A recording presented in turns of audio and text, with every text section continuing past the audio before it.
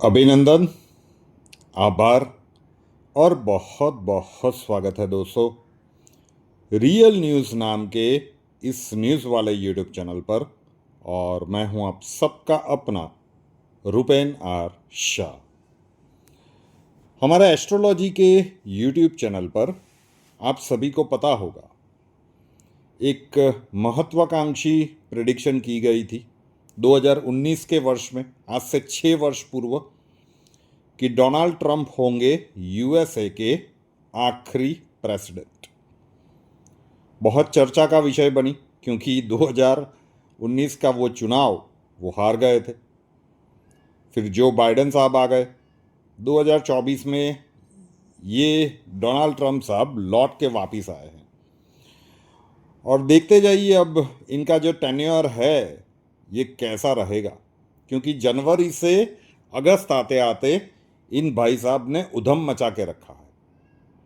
क्या बोल रहे हैं, कब बोल रहे हैं, कोई लिमिट नहीं। अमेरिका जैसे देश का राष्ट्रपति है तो कोई और तो कुछ कह नहीं सकता, लेकिन इतनी बार यू टर्न लेना, अब तो इसे लोगों ने सीरियसली लेना भी वैश्विक फलक पर बंद कर दिया है। क्योंकि आज जो बोलते हैं 2-3 दिनों के बाद उससे बिल्कुल उलट बात भी ये भाई साहब बोल जाते हैं।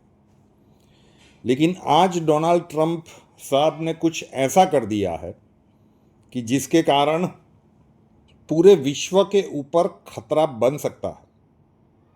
बिल्कुल भी सनसनी फैलाने वाला न्यूज़ नहीं है, लेकिन कईयों को जानकारी होगी, कईयों को जानकारी नहीं होगी। आज ऐसा मूव डोनाल्ड ट्रंप साहब ने चल दिया है कि जिसके कारण अगर रशिया गुस्सा हो गया या पुतिन साहब उसका जवाब देने के लिए गए, तो वैश्विक फलक पर पूरी मानव जाति के ऊपर एक बहुत बड़ा गंभीर संकट आ सकता है। इसके लिए थोड़ा सा पीछे जाना पड़ेगा, 1945 से बात समझनी पड़ेगी। 1945 सेकेंड वर्ल्ड वॉर, रशिया और अमेरिका एक ही धड़े में थे, साथ मिलकर युद्ध लड़े थे। लेकिन उसके बाद इन दोनों के बीच डिस्टेंस बढ़ता गया और क्यूबा वाला इंसिडेंट आप लोगों को याद होगा कि दोनों सेनाएं एक दूसरे के सामने आ ही गई थी 1962 में, और लगभग दुनिया न्यूक्लियर वॉर के मुहाने पर पहुंच गई थी। कुछ भी हो सकता था, इतना सेंसिटिव वो टाइम था। वो समय निकल गया। दोनों देशों ने उस संधि के ऊपर हस्ताक्षर किए कि भाई जितने भी न्यूक्लियर बॉम्ब्स हमारे पास हैं, न्यूक्लियर वेपन्स, उसे हम डिस्ट्रॉय करते जाएंगे। लेकिन आज भी डिस्ट्रॉय करने के बाद भी दोनों देशों के पास लगभग 5,500 से 6,000 न्यूक्लियर वेपन्स है। अब 1991 में यूएसएसआर का, जो सोवियत संघ जिसे कहा जाता था, उसका डिसइंटीग्रेशन हो गया। कोल्ड वॉर चलती रही और अमेरिका कामयाब हो गया यूएसएसआर को तोड़ने में। 14 से 15 देश यूएसएसआर से अलग हो गए। सर्बिया, अभी यूक्रेन, ये सारे पहले यूएसएसआर का ही पार्ट हुआ करते थे। और उसके बाद जो बचा वो आज का रशिया है, जो आज भी इतना बड़ा भूखंड है। अब ये सारी कहानी इसलिए सुनाई क्योंकि रशिया ने एक ज़बरदस्त सिस्टम डेवलप करके रखा था जिसे डेड हैंड कहते हैं। रशिया कभी भी झुकता नहीं है, उसकी प्रकृति में ही नहीं है।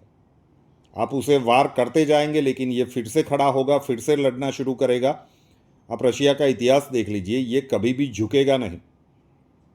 यूएसएसआर के विघटन के बाद भी जब से पुतिन साहब आए हैं, उनका एक ही लक्ष्य है कि पुराना यूएसएसआर वापस से खड़ा करना है। और यूक्रेन के साथ युद्ध में अमेरिका और पूरा यूरोप यूक्रेन के पीछे लगा हुआ है। रशिया को भारी कीमत चुकानी पड़ी है। बहुत सारे फाइटर जेट्स, उसके शिप्स, उनके सैनिक हताहत हुए हैं। लेकिन फिर भी रशिया डट के खड़ा हुआ है। तो ये रशियंस की प्रकृति है, और उसी प्रकृति के कारण उन्होंने एक सिस्टम डेवलप की थी, डेड हैंड। मतलब जब रशिया के ऊपर खतरा आएगा, जब ऐसा लगेगा क्रेमलिन के ऊपर, मॉस्को के ऊपर, पुतिन साहब के ऊपर खतरा आएगा, तो रशिया ने एक सिस्टम डेवलप कर रखा था कि उसके बाद महाविनाश की घड़ी आएगी, डूम्सडे होगा, वो ऑटोमेटिक वो सिस्टम एक्टिवेट हो जाएगा। और पूरी दुनिया में उन्होंने न्यूक्लियर मिसाइल्स सेट करके रखे हुए हैं, वो एक के बाद एक फायर होना शुरू हो जाएंगे। क्योंकि रशिया का डेफिनेटली मानना है कि अगर रशिया के अस्तित्व के ऊपर, पूरी दुनिया का जो सबसे बड़ा भूभाग है उसके ऊपर अगर संकट आता है तो फिर दुनिया में कुछ बचा ही नहीं। तो उसी के कारण उन्होंने ये सिस्टम एक्टिवेट किया था। और फिर कहा जाता था कि डेड एंड सिस्टम को भी स्टॉप कर दिया गया है, वो इनएक्टिव हो गया है। अब डोनाल्ड ट्रंप साहब ने आ जाते हैं प्रेजेंट टाइम के ऊपर। ये पूरी कहानी जानना आपके लिए ज़रूरी था। बोल बच्चन करते जा रहे हैं, पूरी दुनिया को धमकाते जा रहे हैं।